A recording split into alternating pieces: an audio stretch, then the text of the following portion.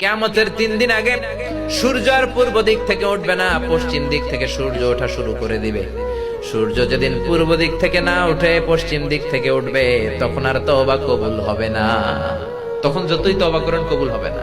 সূর্য যেদিন পশ্চিম দিক থেকে উঠবে, কোরআন খুলে দেখবেন কোরআনগুলো blank pages, completely white pages, সাদা পেজ হয়ে গেছে। কোরআনে কোনো আয়াত নাই।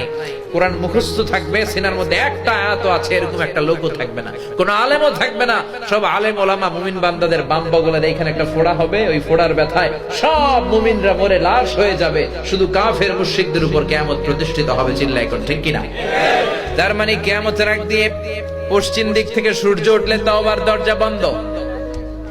2 নাম্বার বাদাল গরগরা, মালাকুল মাউত যখন মানুষের রূহ ধরে টান দেয়, রূহ বের হতে বান্দার কষ্ট হয়, মুখ দিয়ে গরগর গরগর শব্দ হয়।